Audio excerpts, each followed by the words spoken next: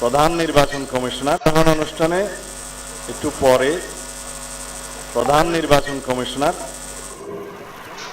জাতীয় সংসদের সদস্য হিসেবে আপনাদের শপথ পাঠ পরিচালনা করবেন। সংবিধান অনুযায়ী 148 আর্টিকেল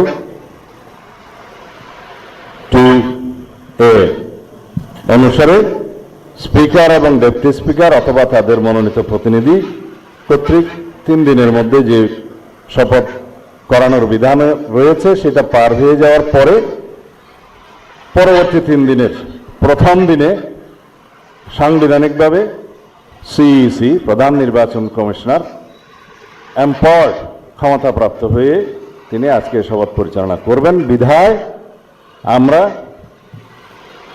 সদস্যদের শপথ পত্র বা ঘোষণাপত্র এই সাদাটাতে আমরা দস্তখত করব শপথ নেয়ার পরে।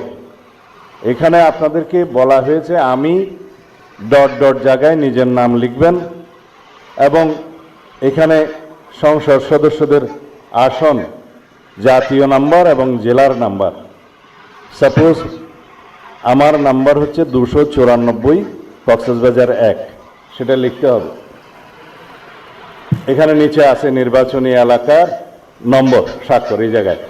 এর বাইরে আরেকটি এই স্কাই, এটা সবুজ না নীল কালার যে ফর্মটা আছে, এটা সংবিধান সংস্কার পরিষদ সদস্যদের শপথ ফর্ম।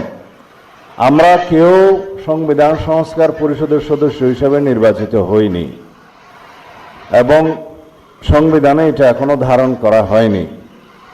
গণভোটের রায় অনুযায়ী সংবিধান সংস্কার পরিষদ গঠিত হলে সেটা সংবিধানে আগে ধারণ করতে হবে এবং সংবিধান সংস্কার পরিষদের সদস্যকে কে শপথ নেওয়াবেন সেটা বিধান করতে হবে এবং কোন এরকম ফর্ম এটা সংবিধানে নেই। এই ফর্মটি 3য় তফসিলে আছে, সাদাটা এইরকম। তখন একটা ফর্ম সংবিধানের 3য় তফসিলে আসবে, সেগুলো সাংবিধানিকভাবে জাতীয় সংসদে গৃহীত হওয়ার পরে তখন জাতীয় সংবিধান সংস্কার পরিষদের সদস্যদের শপথ নেয়ার বিধান করা যাবে।